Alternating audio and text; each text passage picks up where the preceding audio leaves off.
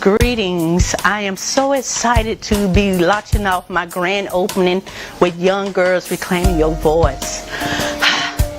The day is finally here, and I'm just so grateful to be stepping in my power, knowing who I am, knowing my purpose, and knowing my true identity. I'm just so happy that the past trauma is healing. Young Girls Reclaiming Your Voice is an organization that's based on past trauma experience, and the goal is healing that little child within that has been sexually abused. My goal is to give a lot of support with mentors, counselors, psychologists to help these young ladies and older women, because my goal is to target ages 14 up to late adulthood.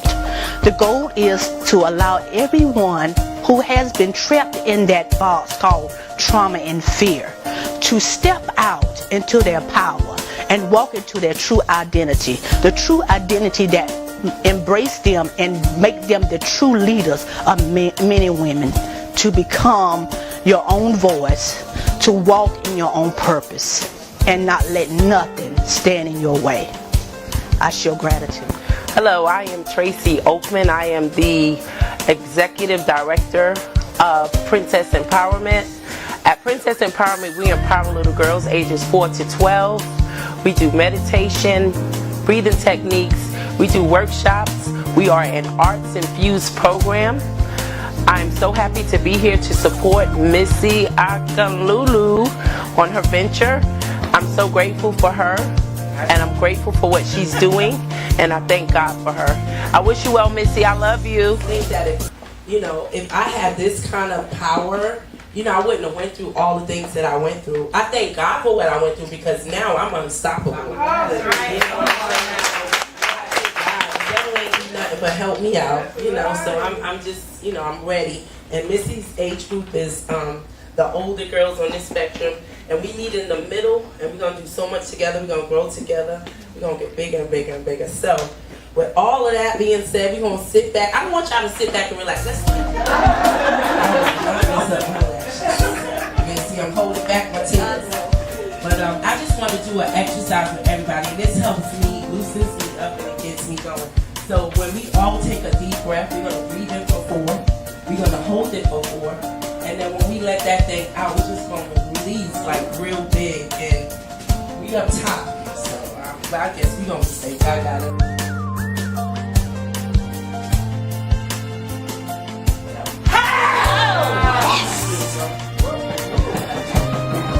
All right. I don't know if it's in the church over there, but I'm here to take this ride.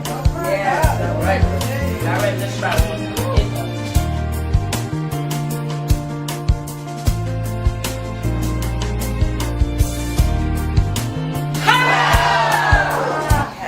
Hi, I'm Jolene Noble. I am president and founder of the Columbia Writers Alliance. We have over 20-something members right now, but we're working to support high school seniors, to get them to continue to their next level of education.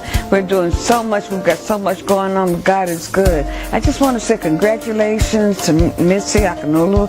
She is one of our poets, and I love her dearly. This is such a success for her, and we're grateful. Gratitude, as she always says. Welcome, all in attendance, to the grand opening of Missy Akinlolu Vision Come to Life. Young Girls Reclaiming Your Voice. What a wonderful name that I know will help so many young ladies. It is an opportunity to feel safe and comfortable while embracing yourself, your self-worth, your vision of you accepting your authentic self, being free to speak your truth. That's what's in store for these young ladies. I was once a young lady who felt alone, well, not really alone, who wanted to speak my truth, but fear gripped my voice. That is until I met a woman, a mentor like Missy. Now, I speak my truth to many, and I speak my truth through writing and being an author. The word says, write the vision, make it plain. And so let me speak the word and flood the atmosphere and speak to the members of the young girls reclaiming their voice. Even though they're not here, they're here. So, are you ready, young ladies? Yes. Are you ready? Yes. I'm sure you are, and I'm excited for you. Now, welcome to this new door that God has opened for you. Welcome from this woman who followed her vision to be there for you. Welcome one and welcome. Yes, hi, I'm Georgia Williams, founder and CEO of the Parent and Child Enrichment Program, acronym PACE. We serve maternal women. We encourage them to seek out holistic ways to manage their pain and mental health during pregnancy. We support the family as a whole with a particular interest in the maternal mom, because birthing healthy babies is what we do. Thank you. Teresa. I'm from Columbia, South Carolina. I sell herbs and vitamins and natural juices. My number is 803-446-4791, and everybody calls me Lala. Keisha Thompson. I'm the owner and CEO of Thompson's Personal Touch. I make custom clothes. I do t-shirts. I do tablecloths, cups, tumblers, anything you need personalized. I am your lady. I'm known as the t-shirt lady. I can be reached at 803-414-5852. Hi, here in Washington, but I Calhoun, Jamal, Washington. and we represent an organization called, I don't know. he is terrible. We are poets. We represent Winter Spirit, where we put together poetry events. We have workshops. We teach classes. We try to get the community together and support the arts. We have an event coming up soon, and we always have events. But today is not about us. Today is about Missy, and we want to support her and say congratulations on your launch. We wish you much success. And I'm very happy to be here. Congratulations. Number, I'm gonna do the last three, 173. Wow.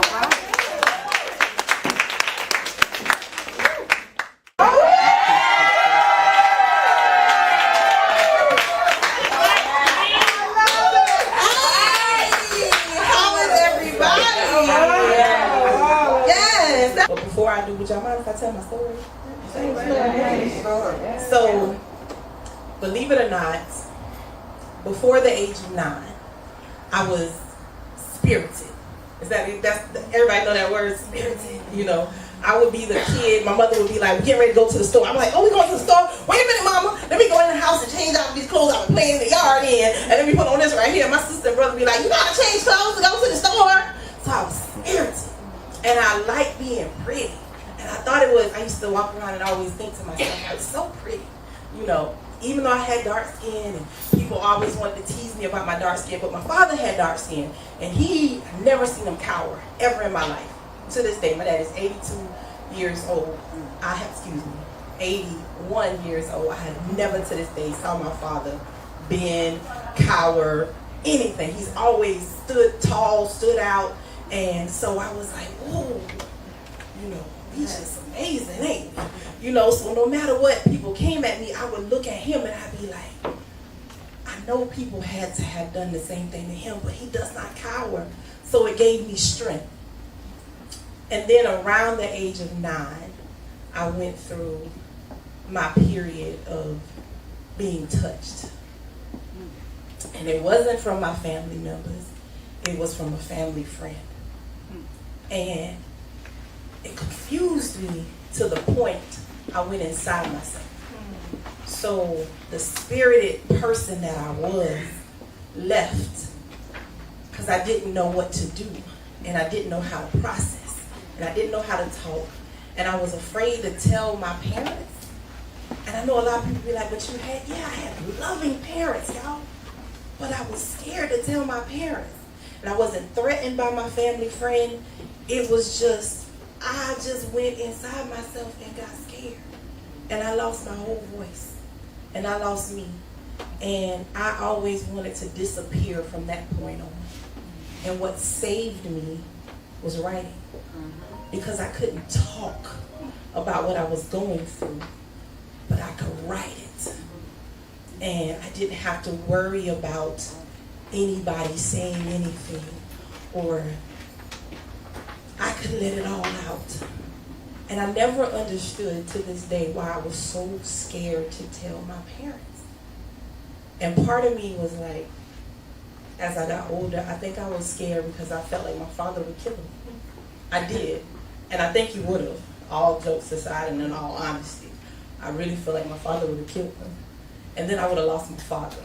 And I think part of me reasoned that in my head as a reason not to use my voice. Because I knew my parents would protect me, but I was too afraid to tell them.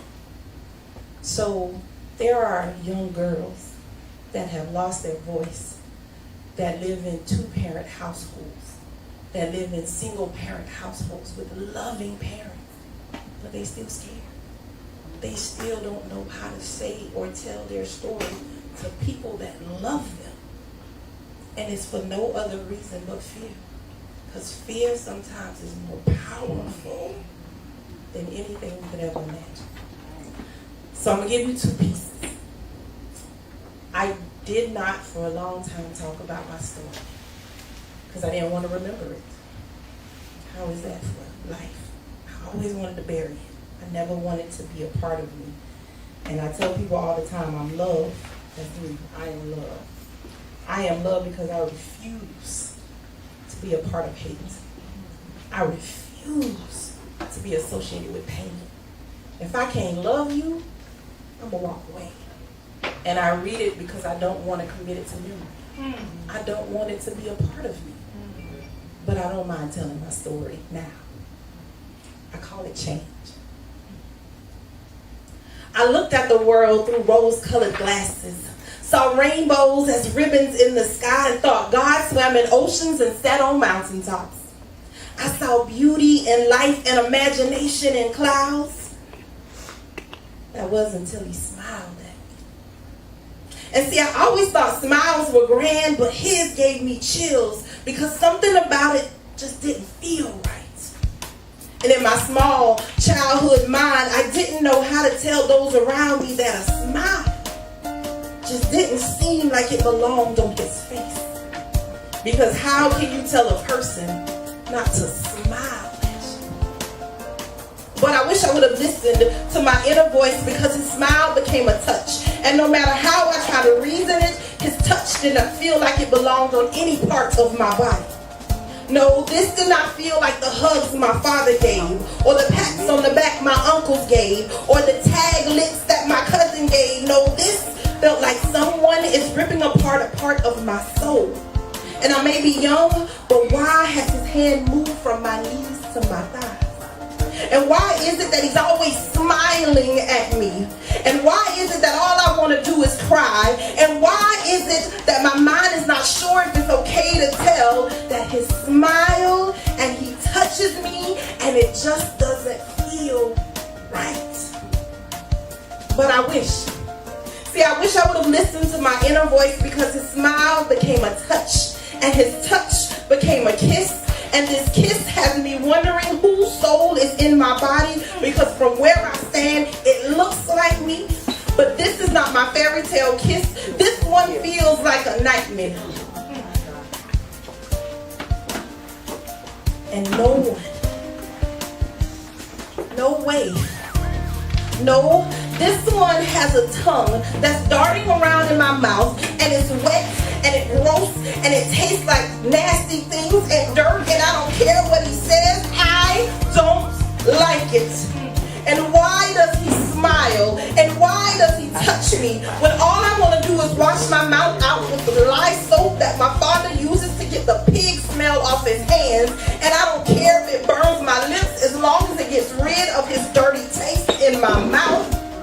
And now I'm wondering, is it okay to tell that he smiles at me, and that he touches me, and that he kisses me, and it just doesn't feel right?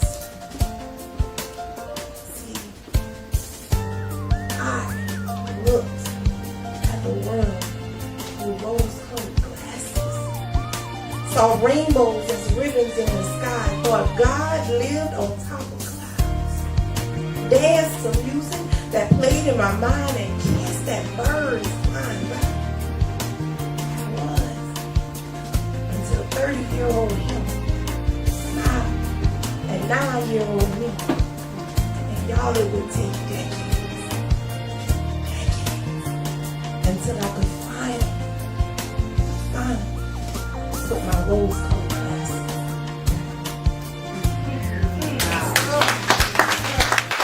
Our next guest will be Miss Tamika Staley. How y'all doing this afternoon? All right. Y'all don't feel good, you definitely look good. So y'all stay around. A lot of courage. I know we talk about the courage that it takes to speak about your story, but it also takes courage to listen to people's stories too, right? Even to listen to yourself. I was a performer. I've been performing and being a spoken word artist for years, but it still is a little cringy to see myself perform and speak, especially when I'm talking about something as truthful, like, cause this is some truth, it's something as deep as this. So I just want to just thank y'all, like, really for real, for being here, because in black communities especially, we want to sweep stuff under the rug, right? I call it a metaphorical rug, but it's a physical rug too, right? Because along with that dirt at grandma's house, we start cleaning on Sundays, the truth is under there too, not just the dirt and debris. The truth is under there too, so it takes a lot to do this. So I'm so grateful. Very different. I'm a spoken word artist, right? Yeah. I'm a sex educator. I run this beautiful company called YASE, Youth Affirming Sex Education. So YASE for short, YASE, right? So you practicing. I'm like, when it comes to telling your story, you don't practice.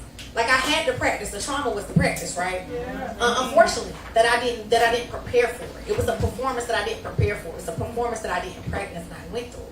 And so it can come out real messy. It can come out real unfiltered. And we'll just work it out on the back end, who is for, and you'll resonate with it if you get it. You know what I mean? Yeah. So I really had to, like, conquer. And I think that's a big lesson for me in going through these experiences. When we talk about sexual assault, we talk about rape, we talk about abuse. It's being so unfiltered in the space where you don't experience shame, and you also tell your truth in a way that's really, like, authentic to you, right? So when I was 9 years old, I masturbated for the first time, right? And I'm going to use that word because that's what it is. Mm-hmm. I was told that to be ashamed of my body and to be ashamed of, like, pleasuring myself. You know, I used to sneak in my daddy's closet and get porn tapes and put it in a VCR. I know about a VCR. Mm-hmm. I know about a VCR, right? Put it in the tape, hurry up, take it out, put the back button on Nickelodeon, you know what I mean? Y'all know what I'm talking about, right? And so I was told to be ashamed of that, but I didn't feel that shame. And at 9 years old, I didn't know what shame meant, like, conceptually. But I know I was told to feel bad about it. Like, it was a sin. It was something you don't supposed to do. You're only supposed to wait till marriage, to a man, right, to have a sexual experience, right? And so then fast forward, I was 11 years old. The first time my older cousin flashed her breast at me, right, and tried to coerce me to sex. Nobody ever knew this. My family, still to this day, don't know. A lot of people don't know. My girlfriends said that they supported me. And this is like, again, me just not trying to be so prim and proper about the story. I haven't told it a lot, right? And I felt shame. So at 11, I started to kind of feel what that shame was I was taught. Still not really knowing what it really meant. Kind of looked it up in the dictionary. Okay, I kind of get what they said, but I felt bad, right? Fast forward, at 21 years old, I experienced my first sexual assault, right? From a friend, somebody who I considered a friend. And at that moment, I knew what shame was for real. Yeah, still looking up in the dictionary. It's like, okay, I see the contextual meaning on paper, what it is, but I know what it is. I feel it intrinsically and spiritually what it means. Fast forward, 27 years old, I experienced my first rape by a boyfriend. Really knew what shame was. Not only knew what it was, but I embodied it. I carried it. I walked in it. I was shamed. I'll be 30 this year. And the shame is over there. All right. Come on.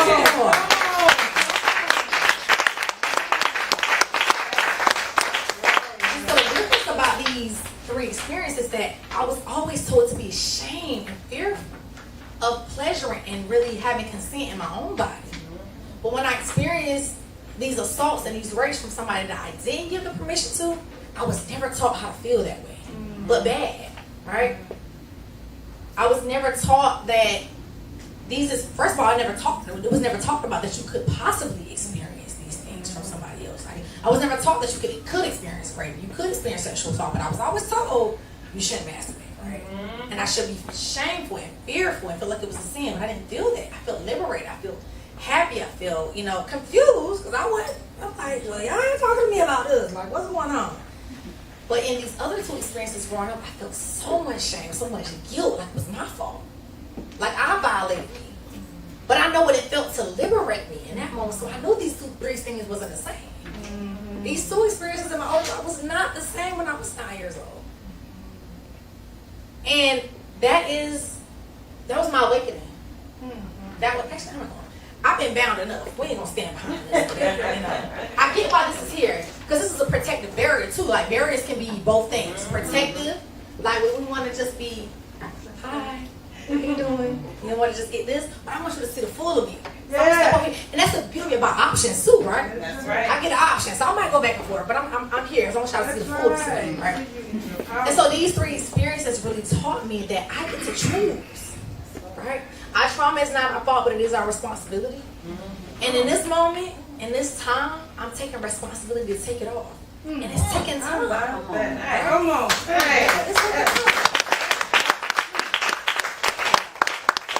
taking time for me to understand that shame is something that somebody else put on me, and I got to give it back. Guilt is something that somebody put on me, and I got to give it back. And I also got to reclaim what pleasure and joy and happiness meant to me in my own body from these three experiences. And I want to offer that to y'all. That y'all get to reclaim what joy and happiness and pleasure looks like to you, and you get to take the shame off. You get to take the guilt off. All the things that you've been taught and conditioned to believe about that, you get to decide whether you believe that or not. You might have grew up with that, but that don't mean you gotta hold on to it if it doesn't resonate. If it ain't clicking, if you ain't feeling that, if it doesn't work for you, you get to take it off and put it over here. You don't have to carry that anymore. And it takes time. So I want to validate that. Everybody, we all on a different path, right? We're on a trajectory. I just want to offer that you can do it. You get to, and you take your time to do it. And when you do, you're gonna like blossom into this beautiful new skin. Like a snake sheds its old skin.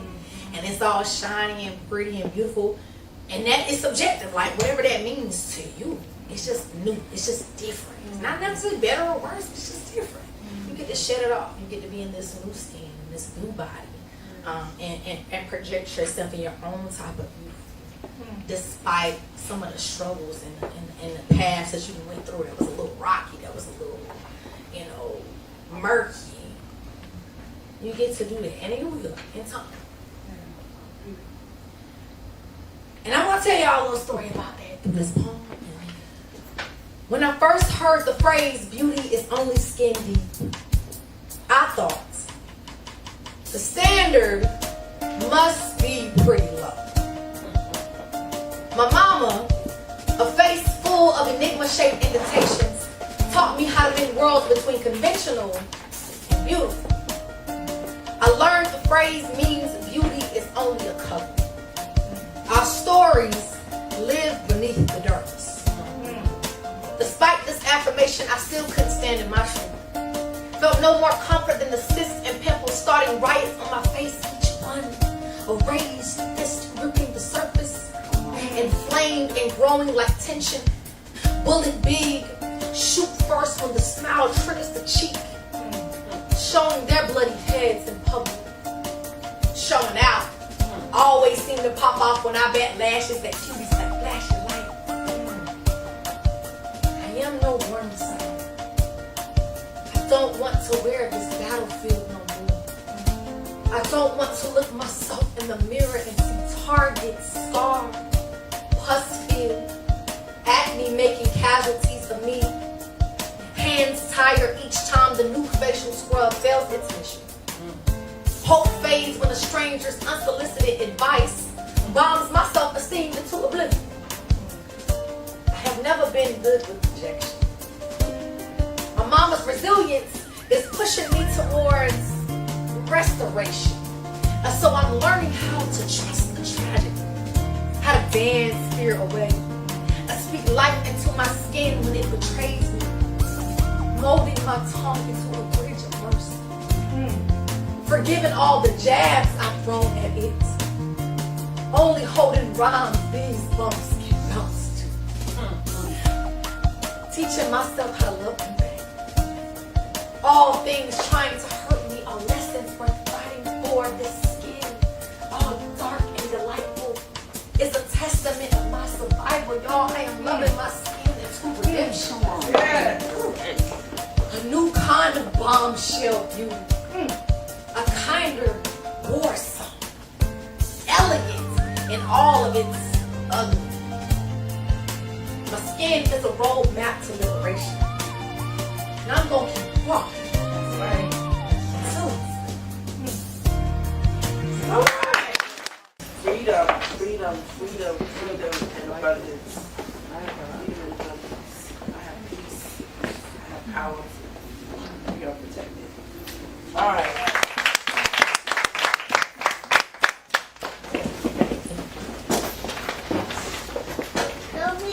So this vision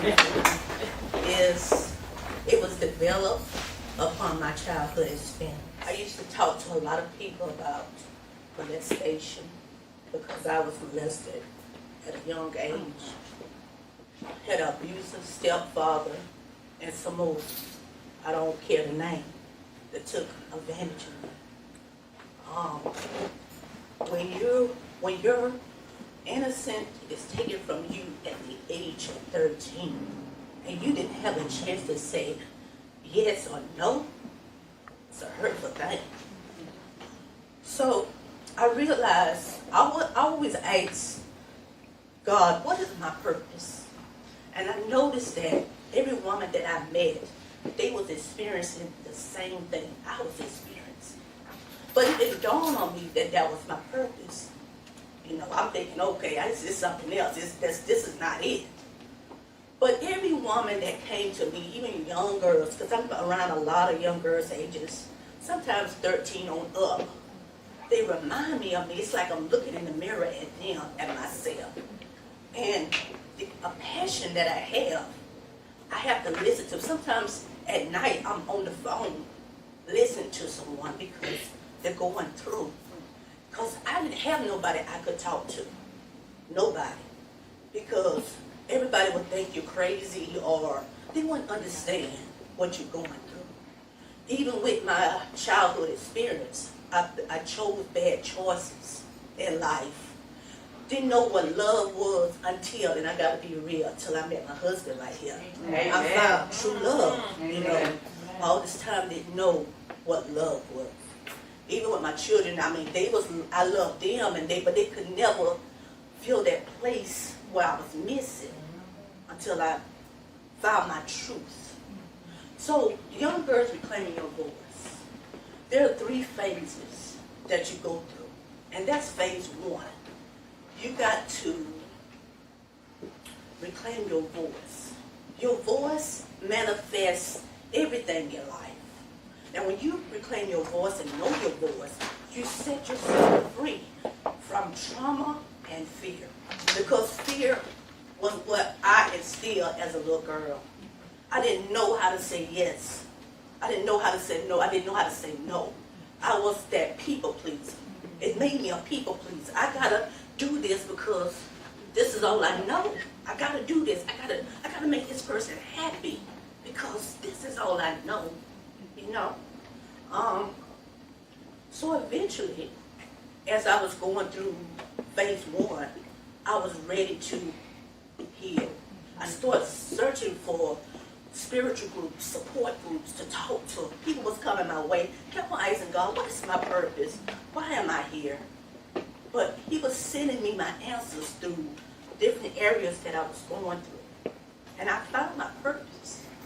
My purpose is to empower young ladies, ages 14 up to late adulthood. Because even though we're older, we're still that child stuck in that box, the dark box of fear and trauma. And I call my fear and trauma Hannah. Because Hannah was that little girl that was hurt. She was that little girl that was molested. That little girl that was talked down to, treated bad, you know. But as I started growing and my spiritual healing,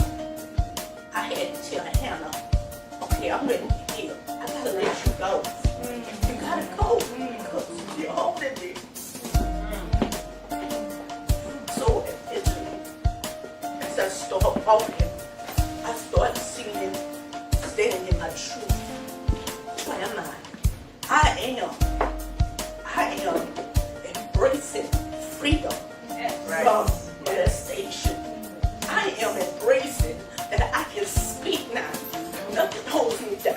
That's right. I don't have to please nobody. Right. That's right, Queen. I can make my own choices now. I don't need nobody's approval. So I'm at that level of faith, phase 3 of reclaiming your voice. Now, I'm here at the third place. I'm walking in my power. Right. Authority. There was a time I would go to the gas station, and if I would see a bunch of men, I would get back in the car. I wouldn't even get out the car. I would go to another gas station because I didn't want them looking at me. Because a lot of stuff from my past trauma, even the point of getting undressed and you got somebody peeping through your door, it started bringing memories to me. So, I am still healing. We all got to heal. Yeah. In order to be what we're called to be, in order to walk in our purpose, in order to walk in our power, we got to heal. We got to forgive. This what I'm doing is not to expose anybody. This what I'm doing is not to bring shame, because something happened down the road to those ones that hurt me. You know, we never know. You know, so I am so grateful to have all of y'all here to support me. And my goal is to set everyone free from this past trauma, from this fear, so you can walk and be who God wanted you to be. He designed you to be. He gave you the voice to say what you need to say. So, I'm so grateful. Thank you all. Thank you all. Thank you all for coming and showing love. It's wonderful. Hello. Thank you so much. I really appreciate every one of you. I'm so speechless now. Yeah, one thing I will just say, I will appreciate all the members, all the board members for your support, your encouragement, and everything you have done so far. Thank you so much. I really appreciate you. And once again, I want you to understand that in this life has something to do with your voice. The freedom, the holy freedom you have in this life is your voice. Yeah. When you lose your voice, you are under the captive. And when there's no captives, you are under the danger. That's right. So your voice sent you free. And your voice is your freedom. It makes you to speak louder than whatever could ever be in your life. Once you lose the target, you get everything wrong. But when your voice speaks for you, you gain your freedom. And when there's a freedom, you are no more under the bondage. Right. Right? Freedom. Right. Freedom. So wherever you are, you need to let your freedom be set free. Announce it to everywhere. Proclaim it and you claim it back. Without that, you are still under the fear. And when there's fear, the spirit of fears gave a lot of wrong channel.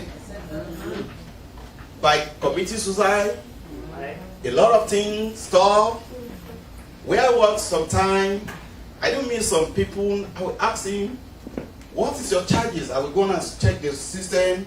I will see some guys' charges. You discover that what made them to be in jail is what they don't even know anything about it. I met a guy last week. He was in my unit, and he has been there like almost 4 years. And after they discovered that this guy was innocent. And if you to say the truth matter out because he has a fear in his mind. and at the end of the day find himself in where he don't want to belong to. So I will try to mount everything to you, Mom, and to let you know that let there be no fears in your mind. When there's no fear, you will gain your freedom. And your voice is what will lead you to your freedom. And the freedom will set you free. That's right. So, never believe that it's not possible. It is possible. When you think that this it is not possible, that is still the spirit of fear.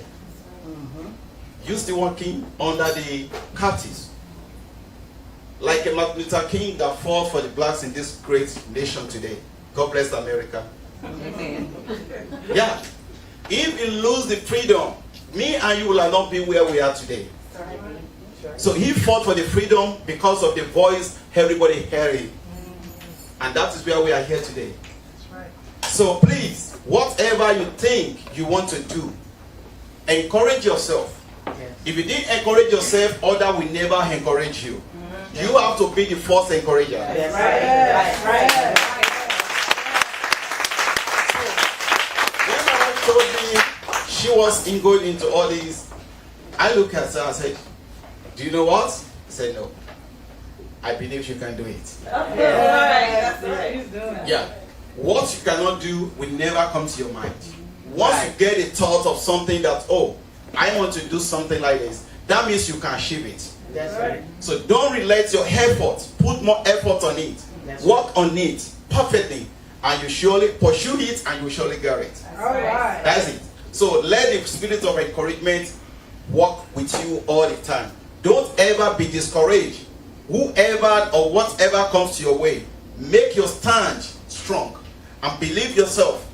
Be on the confidence in yourself and know that whatever you have to say or to do, you will surely accomplish it.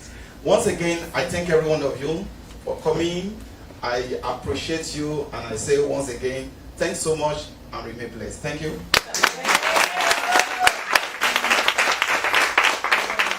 I've been so blessed when she came into my life. She is certainly a special person, and what you are doing is just going to be unstoppable. And it's going to touch so many people's lives.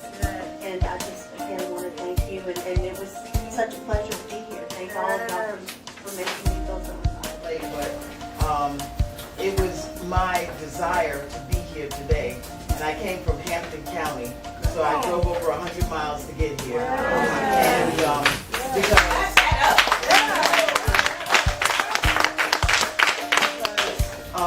when Missy told me about this event and the mission of her organization, you know, I just knew I had to be here to support it. And I want to thank Latricia for even introducing me to Missy. And so, you know, I am here as a representative of my organization, my company, and I just want to let you know that there is financial support for your organization from me and my company.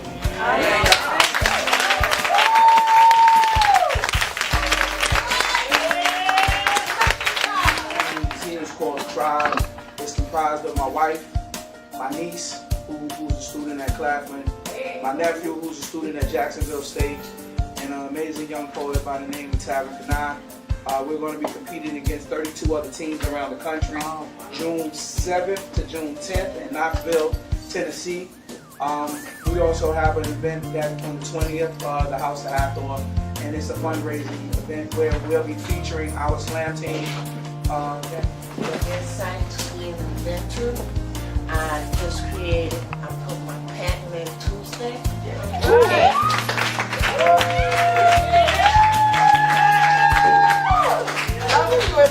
I created the first motorized crutch with a hydraulic system.